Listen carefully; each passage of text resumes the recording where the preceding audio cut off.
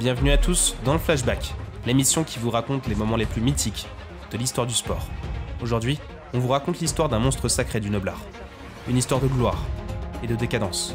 Celle de l'ascension formidable d'un garçon des bidonvilles, devenu champion du monde. Mais également celle de la descente aux enfers d'un homme violent, d'un bourreau qui a commis l'irréparable. L'histoire complexe et torturée d'El Macho, Carlos Monzon. Alors on prend notre fidèle machine à remonter le temps, direction le Palazzo di Sport de Rome, en ce 7 novembre 1970. Le jour où un illustre inconnu est entré dans la légende. Vous êtes prêts? C'est parti!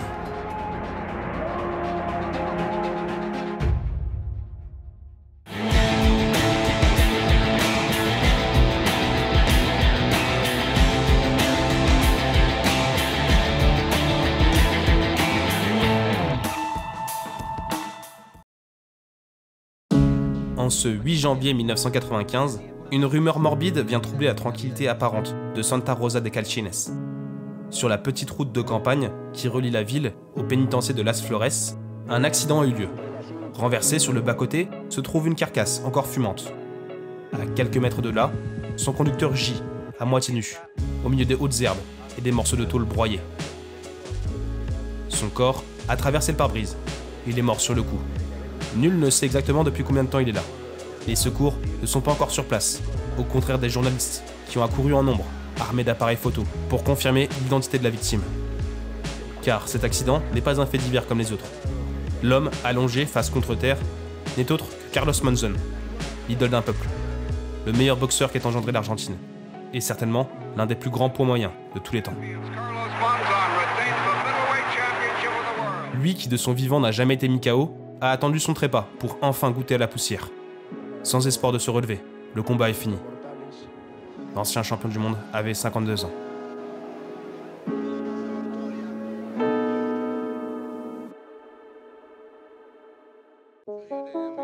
L'histoire de Carlos Monzon débute de la même manière qu'elle trouvera son dénouement, sur un sol en terre battue, celui de son domicile familial, de San Javier, où sa mère lui donne la vie en août 1942.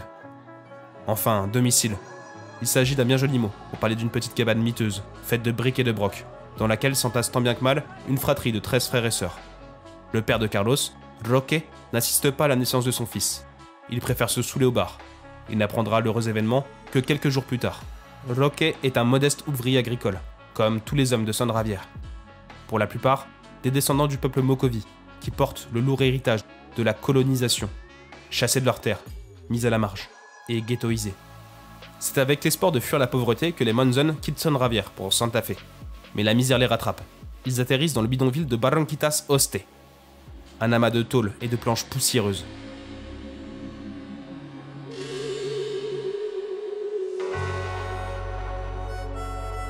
Carlos n'a alors que 6 ans et doit apprendre à survivre par lui-même. Il abandonne les études prématurément et restera analphabète toute sa vie. De l'école, Carlos ne se souvient que d'une chose. Du jour où il a cogné un camarade qui lui avait craché au visage. Sa première bagarre, son premier KO. Alors, Carlos va de petit boulot en petit boulot. Il distribue les journaux, livre des bouteilles de lait et cire des chaussures. Mais dans la rue, il faut savoir jouer des coudes, et parfois même des poings. Et sur ce point précis, le jeune El Macho se révèle particulièrement doué. Carlos aime se battre. Tout le monde dans le quartier le sait, et le redoute. Personne n'ose croiser son regard. Un regard froid et méchant, celui d'une bête sauvage qui n'a rien à perdre. À cette époque, l'Argentine traverse la période la plus sombre de son histoire. En 1955, Juan Perón est chassé du pouvoir.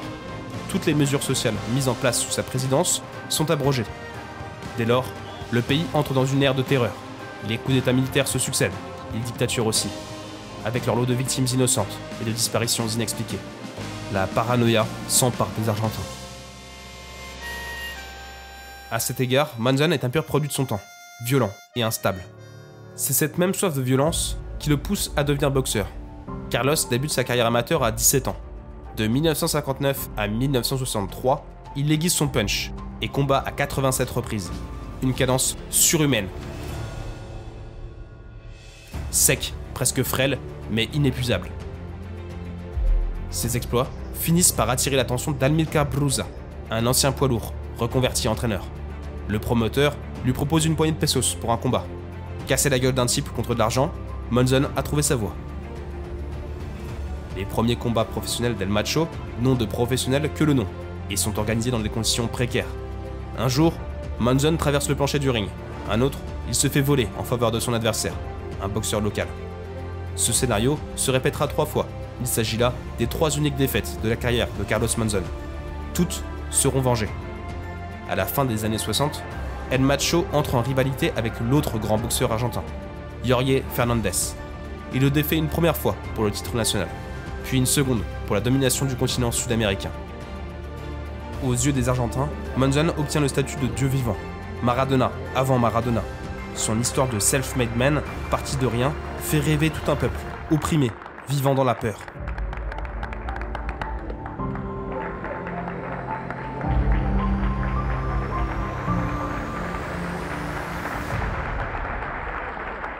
Mais pour El Macho, l'Argentine est devenue trop petite.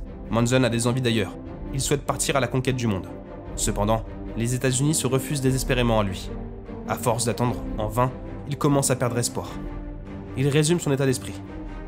Le temps passait, et dans des moments de découragement, j'avais l'impression que je ne quitterais plus l'Argentine, et que j'affronterais toujours les mêmes rivaux. Une ronde harassante. J'étais confiné dans un purgatoire, dont je ne croyais jamais parvenir à m'évader. Je ne m'en sortais pas. Je resterai toute ma vie un obscur boxeur argentin.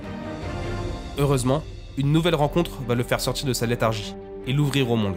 Monzon fait la connaissance de Tito Locturé, le propriétaire de la plus grande salle de Buenos Aires, mais également un promoteur influent aux connexions tentaculaires qui serpentent jusqu'en Europe. À cette époque, le vieux continent est sous la coupe de Giovanni di Nino Beneventi, le serdan transalpin, le champion du monde des poids moyens et fierté de l'Italie.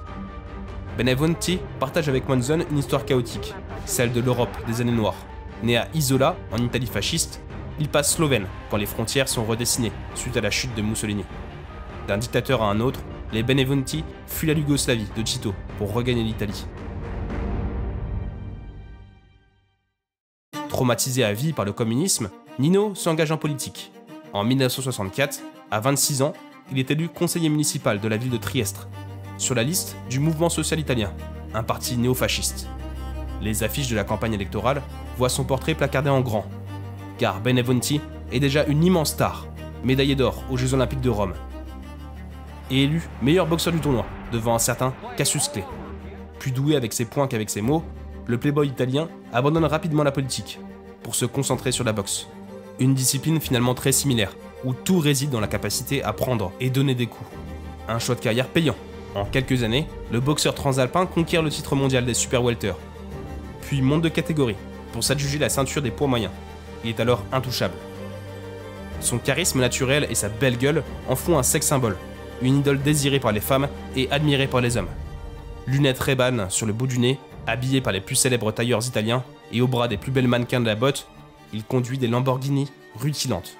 Nino Beneventi n'incarne pas. Il est la Dolce Vita, le fiancé de l'Italie. C'est alors que Tito Locturé entre en scène. L'Argentin réussit à convaincre la partie adverse de donner un title shot à son poulain. Un deal théoriquement gagnant-gagnant, car à l'époque, en dehors de l'Argentine, personne n'a jamais entendu parler de Monzon. Le promoteur du champion italien, Rodolfo Sabatini, voit en ce combat contre un illustre inconnu l'opportunité de protéger sa poule aux œufs d'or et de prolonger, au moins un temps, le règne de Beneventi. Le championnat du monde est finalement prévu pour le 7 octobre 1970, à Rome.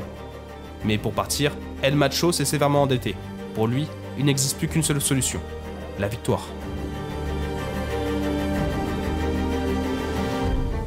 Le jour de la pesée, Beneventi aborde un sourire impeccable, comme toujours.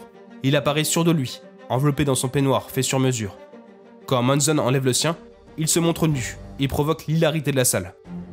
Le playboy italien lui tend la main d'un air condescendant.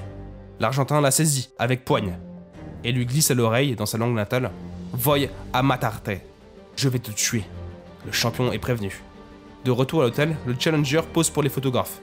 Il se saisit d'un fusil et met en joue l'affiche du combat. Le message est clair. Monzon n'est pas venu pour faire du tourisme, mais encore faut-il lier les paroles aux actes. Le jour du combat, le 7 novembre, Carlos Monzon transperce la foule, sous un flot ininterrompu d'insultes et de gestes obscènes.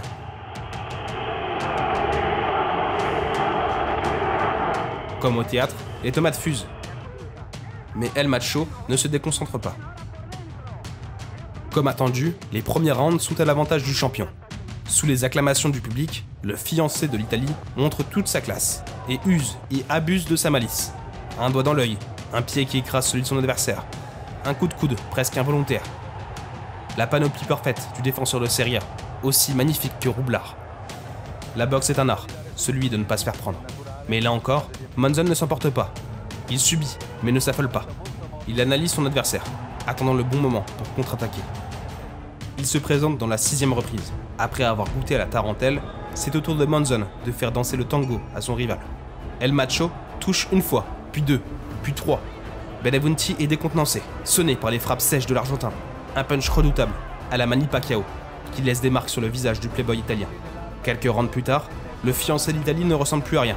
El Macho lit chacun de ses mouvements et fait parler son allonge pour déjouer ses rares offensives. La boxe, en apparence décousue de Monzon, s'est avérée bien plus tactique qu'il n'y paraît. Autour du ring, le public est sidéré. Dans un silence de cathédrale, la messe est dite. Arrivé dans le 12e round, Benedetti tient à peine debout.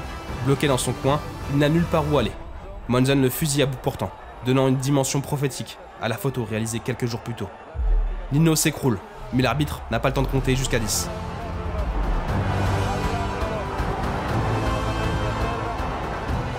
Qu'un fan se jette sur lui. Toute la salle, non, toute l'Italie, refuse de voir son héros terrassé de la sorte.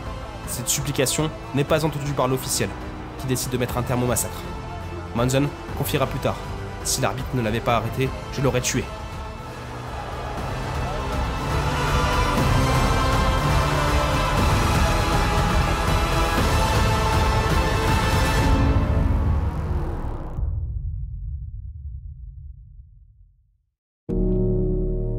La ville éternelle vient de vivre un moment qui le restera. À des milliers de kilomètres de chez lui, et dans le chaos le plus total, Carlos Monzon réalise l'un des plus grands upsets de l'histoire. 12 rounds du combat de l'année lui ont suffi pour passer du statut d'illustre inconnu à celui de star planétaire. À 28 ans, il devient champion du monde, mais sa soif de violence est intarissable. El Macho se lance alors dans un run légendaire, à partir de son sacre jusqu'à sa retraite. 7 ans plus tard, il défend victorieusement son titre à 14 reprises, sans pourtant jamais combattre aux États-Unis, Monzon lui préférant l'Europe, celle qui lui a donné sa chance. Le 8 mai 1971, pour la revanche, il massacre Benedetti à Louis II. Écœuré, le fiancé d'Italie rompt définitivement avec la boxe. La même année, il vient à bout de l'ancien détenteur de la ceinture, l'Américain Emil Griffiths.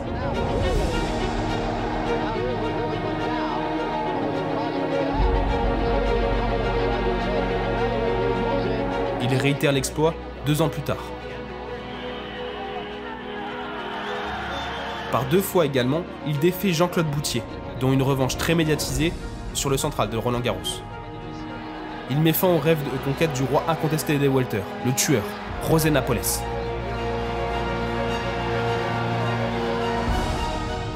Il prend sa retraite en 1977, après un double affrontement avec Rodrigo Valdés.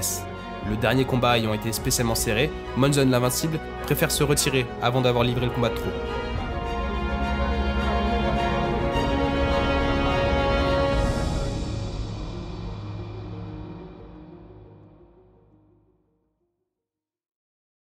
Indétrôné, riche et au sommet de sa gloire. La success story parfaite, celle d'un garçon des bidonvilles devenu une icône, à la sueur de son front et à la force de ses poings. Malheureusement, toutes les histoires, même les plus belles en apparence, ont leur part d'ombre, et celle de Monzon ne fait pas exception. On ne sort pas si facilement du cycle de la violence. En 1971 déjà, alors qu'il est en pleine bourre, Carlos Monzon est visé pour une plainte pour violence conjugale. La plaignante, la mère de ses 3 enfants, Mercedes Peluzza. El Macho fait jouer ses relations, et la peine est réduite au strict minimum. 6 mois de prison avec sursis. 2 ans plus tard, le champion du monde fait la une des journaux.